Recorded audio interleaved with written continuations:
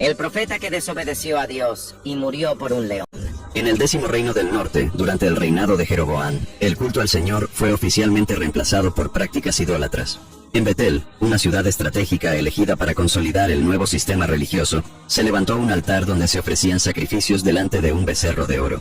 Allí, Jeroboam instituyó sacerdotes que no eran levitas, alteró las fiestas establecidas por la ley y creó un culto paralelo al de Jerusalén. La ruptura con las tradiciones de Judá fue deliberada. El objetivo era evitar que el pueblo del reino del norte regresara a la alianza con la casa de David.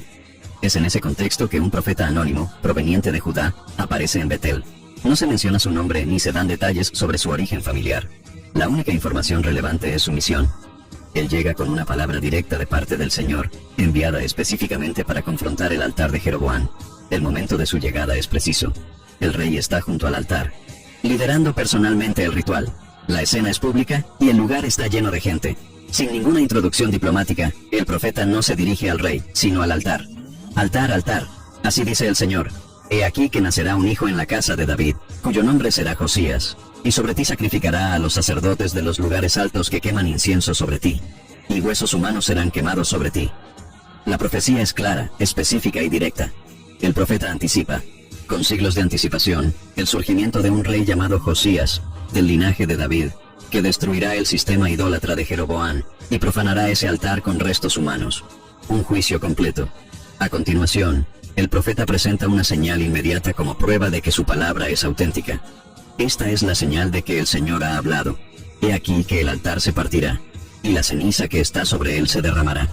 Inmediatamente, el altar se rompe. La estructura, hasta entonces intacta, se quiebra visiblemente. La ceniza de los sacrificios se esparce por el suelo. La señal visible ocurre ante el pueblo y el rey. La reacción de Jeroboam es política y militar. Sintiéndose desafiado, extiende la mano hacia el profeta y da la orden: préndanlo. Pero antes de que los guardias actúen, algo le sucede al propio rey. El brazo que extendió contra el profeta se seca, pierde el movimiento, se endurece.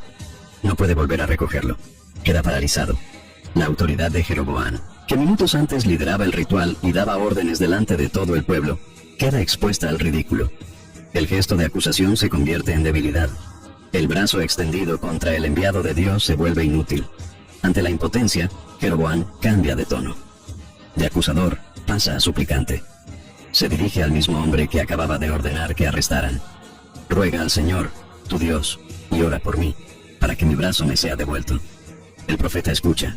Sin negociar, sin condicionar la sanidad a ningún acuerdo político, intercede. El texto es directo.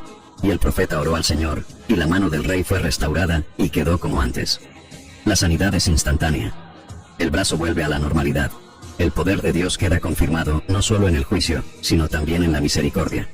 Jeroboam, expuesto ante el pueblo y restaurado físicamente por ese mismo hombre, intenta entonces tomar el control de la situación mediante un gesto diplomático. Invita al profeta: ven conmigo a casa y recupérate, y yo te recompensaré. La intención no es espiritual, es una maniobra de contención. Llevar al profeta a su casa, alimentarlo y honrarlo públicamente, sería una forma de minimizar el impacto del enfrentamiento. Al acoger al mensajero, el rey intentaría dar la impresión de que aún estaba en control de la narrativa, pero el profeta se niega sin vacilación. Su respuesta es directa: aunque me dieras la mitad de tu casa, no iría contigo. No comeré pan ni beberé agua en este lugar. Y explica el motivo: porque así me lo ordenó el Señor por su palabra. No comas pan, ni bebas agua, ni regreses por el camino por donde viniste. La negativa no es arrogancia ni desprecio, es obediencia. El profeta vino con una misión clara. No fue enviado para negociar con el rey, ni para participar en la vida local. La instrucción divina era específica. Después de entregar el mensaje, debía salir de Betel sin comer, sin beber y por un camino diferente al que entró. Esos tres elementos no son solo detalles logísticos, representan una separación total entre el profeta y ese ambiente contaminado. Comer y beber con el rey implicaría comunión. Regresar por el mismo camino podría exponerlo a la misma influencia. La orden divina era absoluta. El texto entonces registra que el profeta se fue por otro camino, y no regresó por el camino por donde había venido. El incidente termina ahí. La ciudad de Betel queda con el altar quebrado, con el recuerdo de la parálisis temporal del rey, y con la profecía sobre un futuro rey de Judá que destruirá ese sistema idólatra. No hay reacción del pueblo. No hay registro de arrepentimiento por parte del rey. La palabra fue dada. La señal se cumplió. Y el profeta se fue. Esa es la primera parte de la historia. El profeta no es recompensado, no es protegido ni seguido. cumple su misión y se retira. Pero el desenlace de su camino aún está por venir. Y el juicio que anunció contra Betel tendrá un paralelo en su propia jornada. Después del cumplimiento de la señal profetizada, la grieta en el altar y la ceniza derramada, y después de la sanidad sobrenatural del brazo de Jeroboam, el rey intenta reaccionar políticamente. Frente a la multitud, Jeroboam se dirige al profeta con una propuesta pública. Ven conmigo a casa y recupérate, y yo te recompensaré. Primer libro de los Reyes, capítulo 13, versículo 7. La intención del rey es clara. La invitación sirve para demostrar honra al profeta, pero también para suavizar los efectos del mensaje que fue proclamado contra el altar. Al llevar al profeta a su casa, Jeroboam intentaría legitimar su propio gobierno, como si le dijera al pueblo que el conflicto estaba resuelto. Pero el profeta de Judá rechaza la propuesta de inmediato, sin vacilar, y responde con firmeza: aunque me dieras la mitad de tu casa, no iría contigo, ni comería pan, ni bebería agua en este lugar. Primer libro de los Reyes, capítulo 13, versículo 8. La negativa no se basa en antipatía personal ni en una resistencia política. Está fundamentada en una orden directa recibida de Dios. Porque así me lo ordenó el Señor por su palabra: no comas pan, ni bebas agua, ni regreses por el camino por donde viniste. Primer libro de los Reyes, capítulo 13, versículo 9. Estas tres instrucciones forman un conjunto de prohibiciones absolutas: no comer pan en Betel, no beber agua en Betel, no regresar por el mismo camino. El objetivo de estas prohibiciones es preservar una separación total entre el profeta y el sistema religioso contaminado de Betel. El profeta no debía permanecer allí ni un instante más de lo necesario. No debía alimentarse, ni aceptar hospitalidad, ni ceder ante el prestigio ofrecido. Estas instrucciones también tenían un peso simbólico y espiritual. Comer o beber en Betel significaría, de alguna manera, tolerar el ambiente idólatra.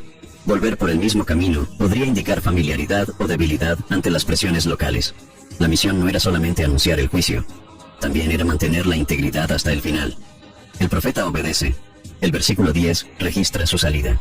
Se fue pues por otro camino, y no regresó por el camino por donde había venido a Betel. Primer libro de los Reyes, capítulo 13, versículo 10. Él parte de inmediato.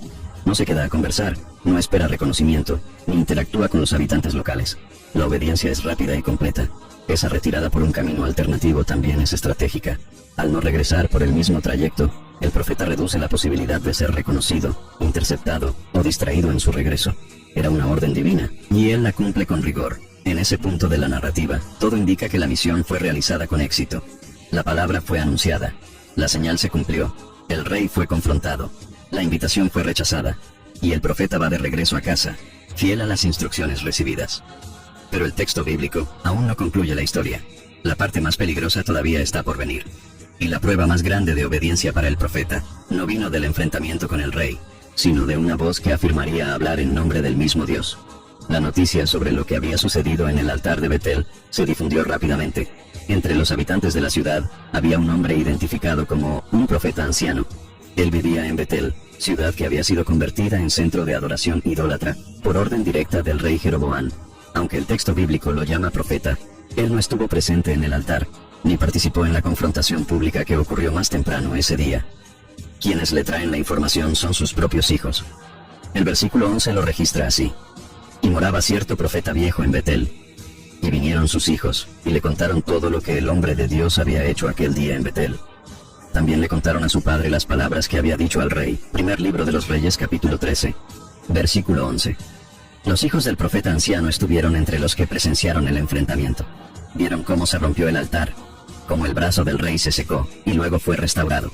Escucharon la profecía sobre el futuro nacimiento de Josías. También fueron testigos de cómo el profeta rechazó cualquier invitación por parte de Jeroboam. El profeta viejo escucha atentamente el relato. Su interés es inmediato. La primera pregunta que hace es directa: ¿por cuál camino se fue? Primer libro de los Reyes, capítulo 13, versículo 12, parte A. Los hijos, atentos, sabían la respuesta.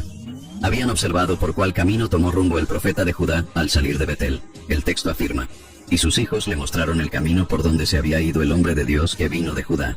Primer libro de los Reyes, capítulo 13, versículo 12, parte B. Ante la información, el profeta viejo decide actuar. Él ordena: síllame el asno.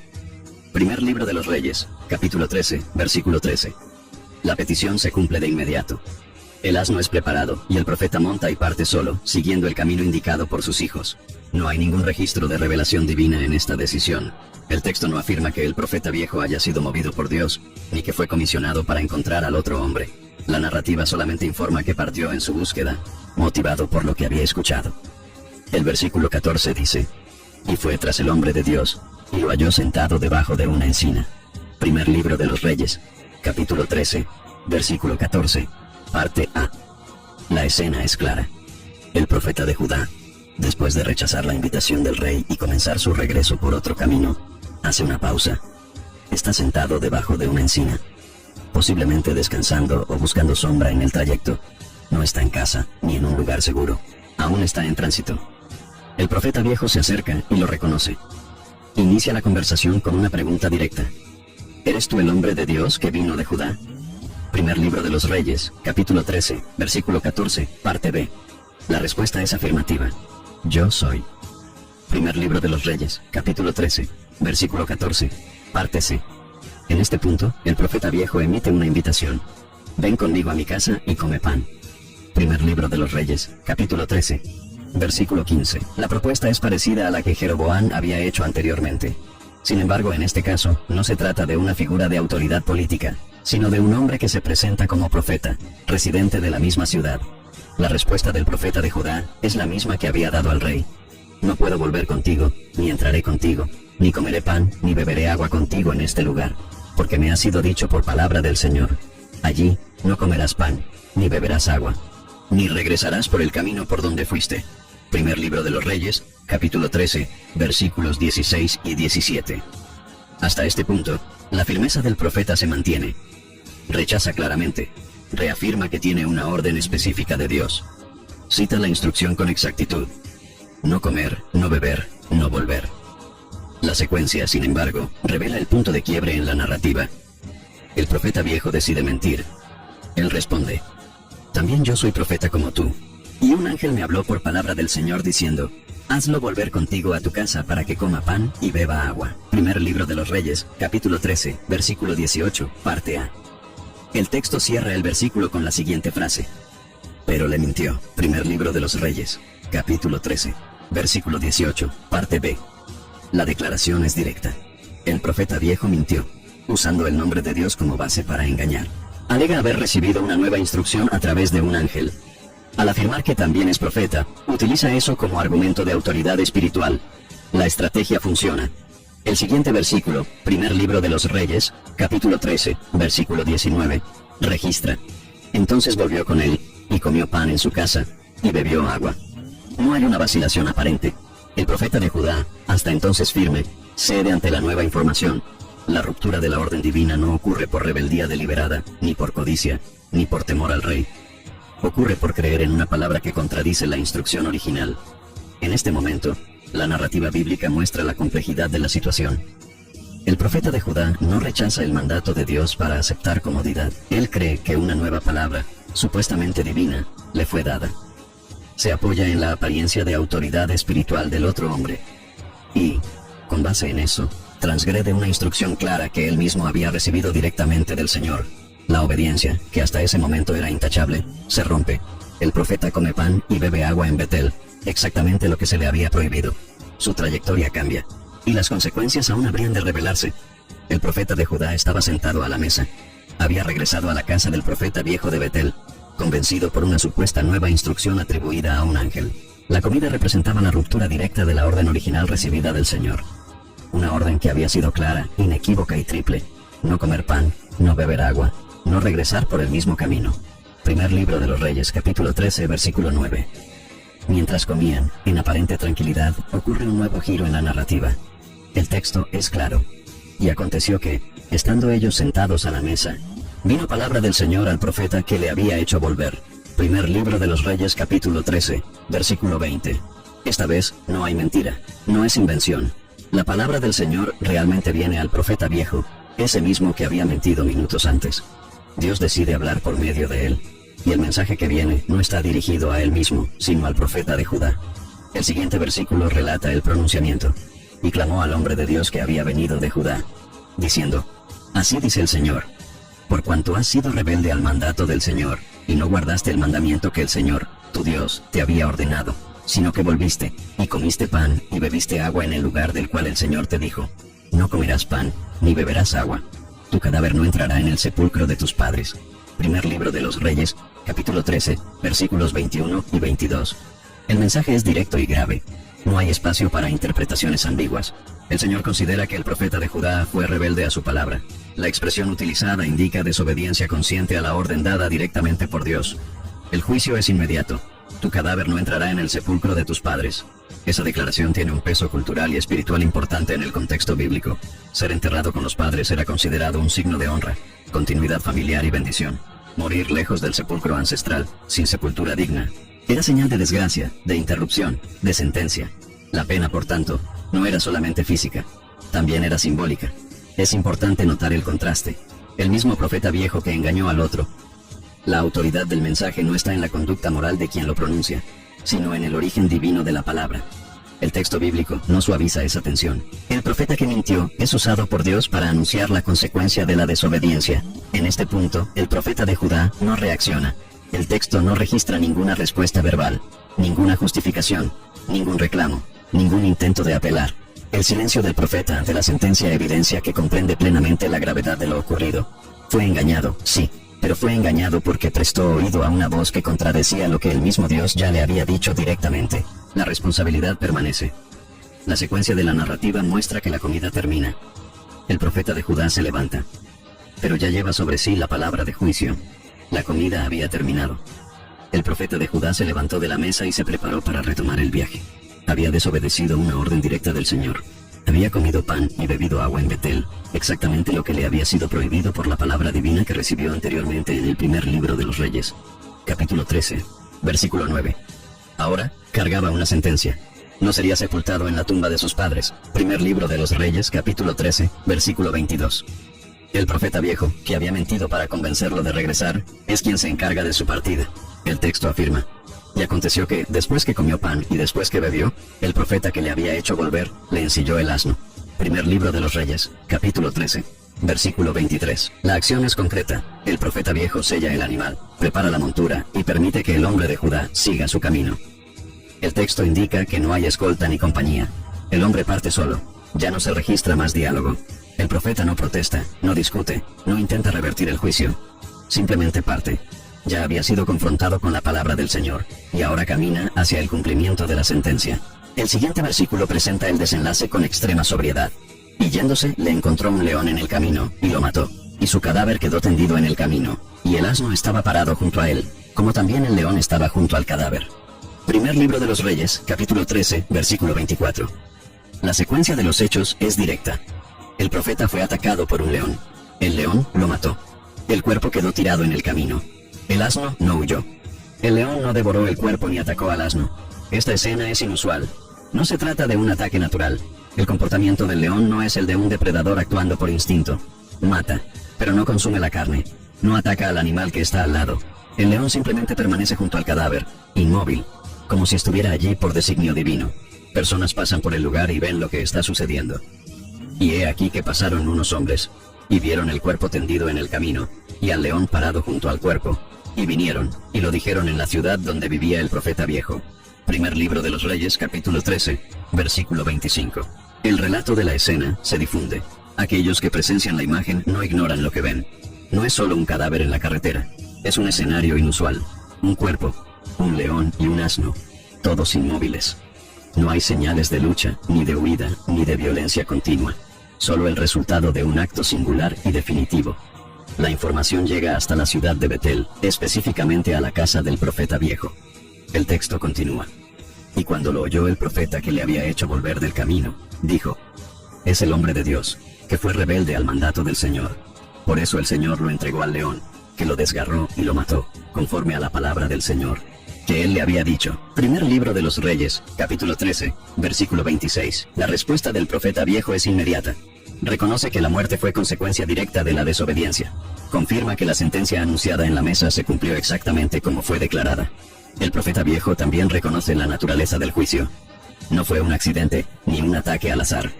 Fue ejecución directa de la palabra del Señor. El león no actuó por impulso animal. Fue instrumento de un juicio específico, destinado a un hombre que había sido fiel en público, pero cedió en lo privado. La muerte del profeta de Judá, por tanto, no fue resultado de la hostilidad de Jeroboam, ni de enemigos visibles. Llegó de forma repentina, precisa y controlada. El asno permanece ileso. El cuerpo no es tocado después de la muerte. El león vigila, como si esperara una instrucción siguiente. Nada en el texto sugiere que la misión profética fue anulada. La palabra sobre el altar de Betel sigue vigente. La señal fue cumplida. La profecía sobre Josías permanece activa. El error estuvo en la ruptura del patrón de obediencia individual, incluso después del éxito de la misión pública. El profeta muere no por haber fallado en confrontar al rey, sino por haber fallado en mantener la fidelidad a la orden original recibida de Dios, cuando fue confrontado por otra voz que afirmaba hablar en nombre del Señor. La historia continúa con las consecuencias inmediatas de esa muerte. Después de escuchar por parte de los transeúntes sobre el cadáver en el camino, el profeta viejo de Betel reconoce de inmediato lo que ha sucedido. Sin dudarlo declara: es el hombre de Dios, que fue rebelde al mandato del Señor. Por eso el Señor lo entregó al león, que lo desgarró y lo mató, conforme a la palabra del Señor que él le había dicho. Primer libro de los Reyes, capítulo 13, versículo 26. La constatación es objetiva. No hay duda sobre la identidad del muerto. El profeta viejo admite que el juicio de Dios fue ejecutado exactamente como había sido anunciado. También asume, de forma indirecta, su participación en el desarrollo del acontecimiento. Al fin y al cabo, fue él quien lo hizo regresar. Después de reconocer la muerte, el profeta viejo actúa. El texto continúa: y habló a sus hijos, diciendo: síllenme el asno. Y ellos lo sillaron. Primer libro de los Reyes, capítulo 13, versículo 27. La instrucción es clara y práctica. El profeta viejo no envía mensajeros, no espera más reportes. Él mismo va al lugar, sella su asno y parte rumbo al sitio descrito por los hombres que pasaron por el camino. El versículo 28 registra la escena que encuentra. Y fue y halló el cadáver tendido en el camino, y el asno y el león, parados junto al cadáver. El león no había devorado el cuerpo, ni desgarrado al asno. Primer libro de los Reyes, capítulo 13, versículo 28. El texto refuerza los elementos centrales del juicio. El cuerpo del profeta permanece intacto, tendido en la carretera. El asno está al lado, ileso. El león continúa allí, inmóvil, sin atacar, sin hacer nada más que lo designado. Esta composición inusual de la escena confirma que no se trata de un evento natural. El animal depredador no devora a la víctima, no toca al asno, solo ejecuta el juicio y permanece en posición de guarda. El león actúa como un agente comisionado. El profeta viejo, al ver la escena, toma una decisión solemne. El versículo 29 dice: entonces el profeta levantó el cadáver del hombre de Dios, y lo puso sobre el asno, y lo llevó de regreso. Primer libro de los Reyes, capítulo 13, versículo 29. No hay vacilación. El profeta viejo recoge el cuerpo con respeto, lo transporta de regreso a la ciudad sobre el asno. El mismo asno que el profeta de Judá había usado. Ningún detalle emocional es añadido en el texto en ese momento. La escena es narrada con sobriedad. El enfoque está en la acción concreta de retirar el cuerpo del camino y encargarse del entierro. El versículo 30 describe el entierro con precisión. Y vino el profeta, y puso el cadáver en su propio sepulcro, y lo lloraron, diciendo: ay, hermano mío. Primer libro de los Reyes, capítulo 13, versículo 30. El cuerpo del profeta de Judá es colocado en la tumba que pertenecía al profeta viejo. No hay registros de familiares presentes, ni de rituales prolongados, solo el lamento registrado. Ay, hermano mío. Ese lamento tiene un peso simbólico. A pesar de haber sido quien engañó al profeta de Judá, el profeta viejo reconoce su misión, su identidad como hombre de Dios y su dignidad. La palabra hermano sugiere un reconocimiento de igualdad en el llamado profético. El entierro se realiza con honra. El profeta viejo no lo abandona, no oculta su responsabilidad. Ofrece su propia tumba y organiza el entierro con dignidad. La narrativa muestra que, incluso en medio de la falla, la identidad profética del hombre de Judá no es negada. Él había fallado, pero no era un falso profeta. Era un siervo de Dios que desobedeció en un punto crítico, y por eso recibió juicio. Pero su vocación y su palabra, especialmente la que pronunció contra el altar, permanecían vigentes. Después del entierro del profeta de Judá, el profeta viejo de Betel toma una decisión que revela su conciencia sobre el peso espiritual de lo ocurrido. El texto registra: y aconteció que, después de haberlo sepultado, habló a sus hijos diciendo: cuando yo muera, me sepultarán en el sepulcro en que está sepultado el hombre de Dios. Junto a sus huesos pondrán mis huesos. Primer libro de los Reyes, capítulo 13, versículo 31. Esa instrucción directa no tiene motivación sentimental. El profeta viejo entiende que la palabra del hombre de Judá, aunque haya muerto por desobediencia, era verdadera. El reconocimiento es explícito, porque ciertamente se cumplirá lo que por palabra del Señor clamó contra el altar que está en Betel, y contra todas las casas de los lugares altos que están en las ciudades de Samaria. Primer libro de los Reyes, capítulo 13, versículo 32. El profeta viejo afirma que la profecía pronunciada contra el altar y los santuarios idólatras se cumplirá por completo. Se refiere tanto a la palabra sobre el altar mismo, que se partió y derramó ceniza, conforme al primer libro de los Reyes, capítulo 13, versículo 5, como a la profecía sobre la futura aparición de Josías, descendiente de la casa de David, quien destruiría el culto pagano. Primer libro de los Reyes, capítulo 13, versículo 2. La petición de ser enterrado al lado de ese hombre es, por tanto, una afirmación de fe en la veracidad de esa palabra profética. Él quiere que sus huesos estén junto a los huesos del hombre de Dios, en el día en que esa profecía se cumpla. El tiempo pasa. El texto bíblico no informa cuánto tiempo transcurrió entre el episodio y la siguiente declaración, pero el siguiente versículo revela la actitud de Jeroboam. A pesar de todo lo que se había visto, el altar partido, el brazo paralizado y luego restaurado, la muerte del profeta por juicio directo de Dios, el rey no cambia de comportamiento. El versículo 33 afirma: ni después de estas cosas se convirtió Jeroboam de su mal camino, sino que volvió a ordenar de entre el pueblo sacerdotes para los lugares altos, a quien quería. Lo consagraba para que fuera de los sacerdotes de los lugares altos. Primer libro de los Reyes, capítulo 13, versículo 33. Se trata de un juicio directo contra el rey. Jeroboam recibió señales claras de la desaprobación divina sobre su sistema religioso. Un profeta fue enviado contra el altar. Un milagro interrumpió un ritual. El rey fue personalmente tocado con parálisis y sanado por intercesión. La muerte del profeta de Judá confirmó la seriedad de las órdenes divinas. Aún así, Jeroboam persiste en el error. Continúa nombrando sacerdotes no levitas, designando a quienes él quería para ejercer funciones sagradas en los altares paganos que él mismo había instituido. El texto finaliza el capítulo con la consecuencia definitiva de esa actitud. Y esto fue causa de pecado para la casa de Jeroboam, para destruirla y arrancarla de sobre la faz de la tierra. Primer libro de los Reyes, capítulo 13, versículo 34. La expresión causa de pecado se utiliza para indicar que los actos de Jeroboam no solo fueron pecaminosos, sino que establecieron un modelo de pecado continuo para las generaciones siguientes. La casa de Jeroboam fue sentenciada a una destrucción total. No solo él, sino también su descendencia sería eliminada de la historia de Israel. La profecía de juicio comenzó con un altar en Betel, pero el texto concluye señalando un juicio aún mayor: la erradicación completa de la dinastía de Jeroboam, como consecuencia de la idolatría y del rechazo persistente a la palabra del Señor. Si tú ya conocías esta historia, la historia del profeta que fue matado por un león por desobedecer una orden directa de Dios,